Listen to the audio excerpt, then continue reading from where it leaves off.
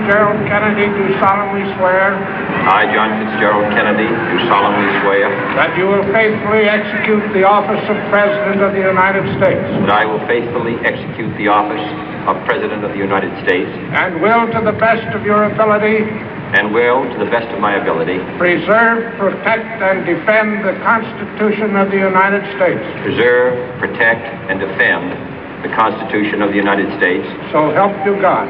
So help me God.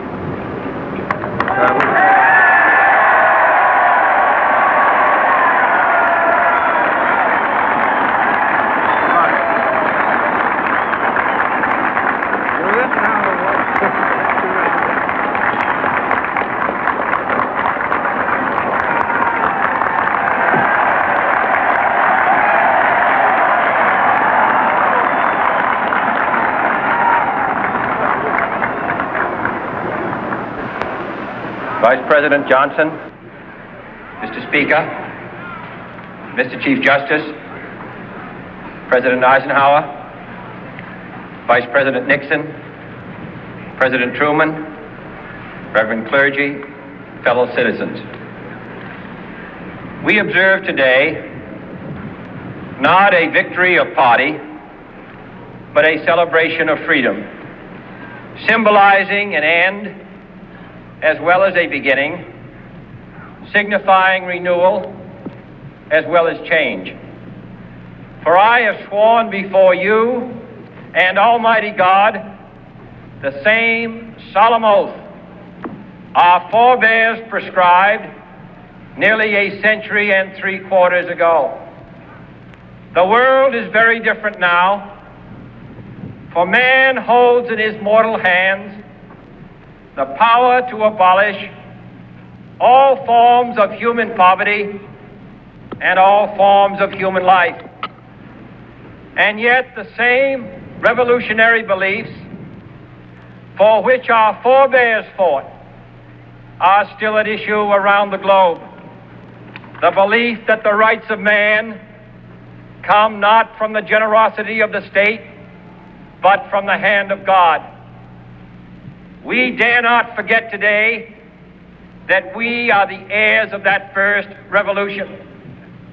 Let the word go forth from this time and place to friend and foe alike that the torch has been passed to a new generation of Americans born in this century, tempered by war, disciplined by a hard and bitter peace, proud of our ancient heritage, and unwilling to witness or permit the slow undoing of those human rights to which this nation has always been committed and to which we are committed today at home and around the world.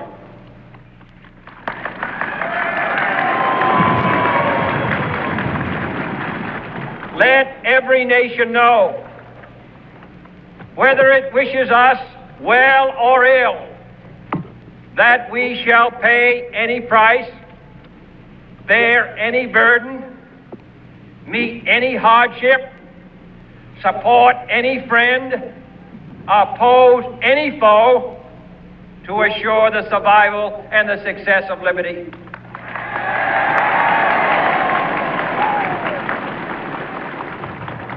This much we pledge and more. To those old allies whose cultural and spiritual origins we share, we pledge the loyalty of faithful friends. United, there is little we cannot do in a host of cooperative ventures. Divided, there is little we can do, for we dare not meet a powerful challenge at odds and split asunder. To those new states whom we welcome to the ranks of the free, we pledge our word that one form of colonial control shall not have passed away, merely to be replaced by a far more iron tyranny. We shall not always expect to find them supporting our view, but we shall always hope to find them strongly supporting their own freedom, and to remember that in the past, those who foolishly sought power by riding the back of the tiger ended up inside.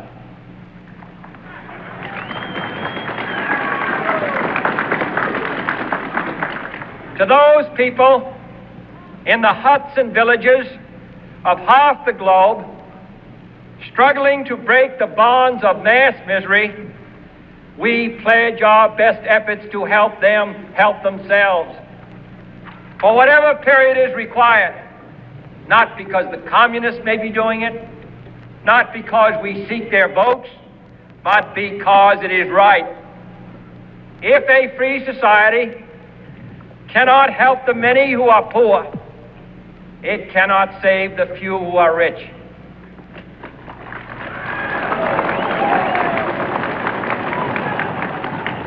To our sister republics south of our border, we offer a special pledge to convert our good words into good deeds, in a new alliance for progress, to assist free men and free governments in casting off the chains of poverty. But this peaceful revolution of hope cannot become the prey of hostile powers. Let all our neighbors know that we shall join with them to oppose aggression or subversion anywhere in the Americas. And let every other power know that this hemisphere intends to remain the master of its own house.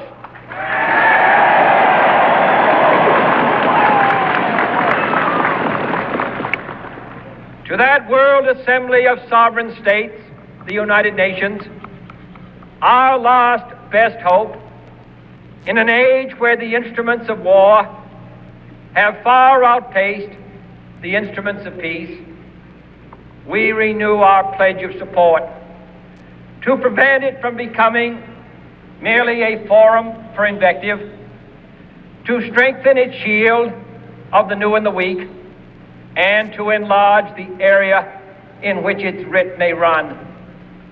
Finally, to those nations who would make themselves our adversary, we offer not a pledge, but a request that both sides begin anew the quest for peace. Before the dark powers of destruction, unleashed by science, engulf all humanity in planned or accidental self-destruction, we dare not tempt them with weakness, for only when our arms are sufficient beyond doubt can we be certain beyond doubt that they will never be employed. But neither can two great and powerful groups of nations take comfort from our present course, both sides overburdened by the cost of modern weapons, both rightly alarmed by the steady spread of the deadly atom, yet both racing to alter that uncertain balance of terror that stays the hand of mankind's final war. So let us begin anew, remembering on both sides that civility is not a sign of weakness, and sincerity is always subject to proof. Let us never negotiate out of fear, but let us never fear to negotiate.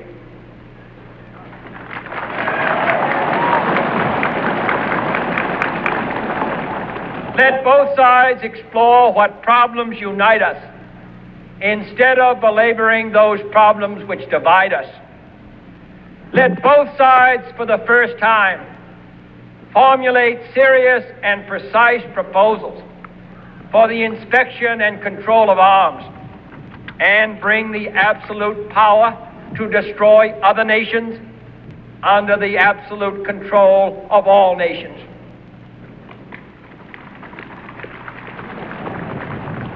Let both sides seek to invoke the wonders of science instead of its terrors.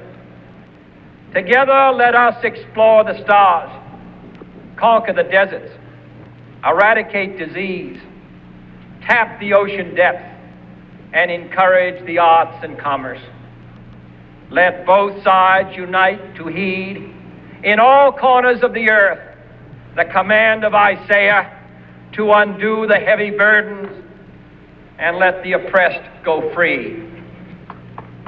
And if a beachhead of cooperation may push back the jungle of suspicion, let both sides join in creating a new endeavor, not a new balance of power, but a new world of law, where the strong are just and the weak secure and the peace preserved. All this will not be finished in the first 100 days, nor will it be finished in the first 1,000 days, nor in the life of this administration, nor even perhaps in our lifetime on this planet. But let us begin.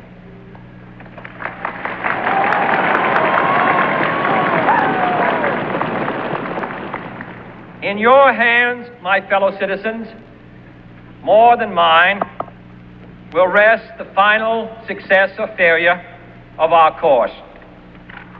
Since this country was founded, each generation of Americans has been summoned to give testimony to its national loyalty. The graves of young Americans who answered the call to service surround the globe. Now the trumpet summons us again, not as a call to bear arms, though arms we need, not as a call to battle, though in battle we are, but a call to bear the burden of a long twilight struggle, year in and year out, rejoicing in hope, patient in tribulation, a struggle against the common enemies of man, tyranny, poverty, disease, and war itself.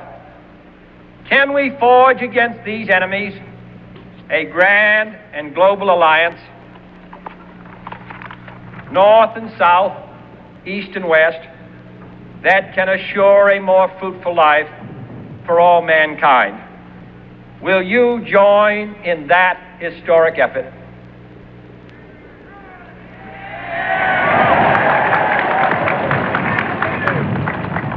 In the long history of the world, only a few generations have been granted the role of defending freedom in its hour of maximum danger. I do not shrink from this responsibility. I welcome it.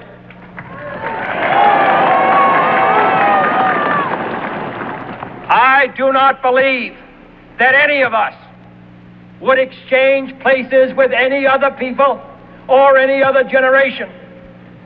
The energy, the faith, the devotion which we bring to this endeavor will light our country and all who serve it. And the glow from that fire can truly light the world. And so, my fellow Americans, ask not what your country can do for you. Ask what you can do for your country.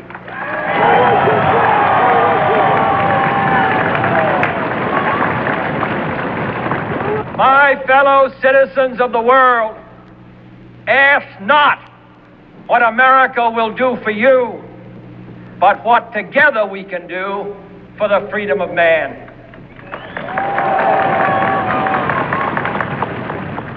Finally, whether you are citizens of America or citizens of the world, ask of us here the same high standards of strength and sacrifice which we ask of you.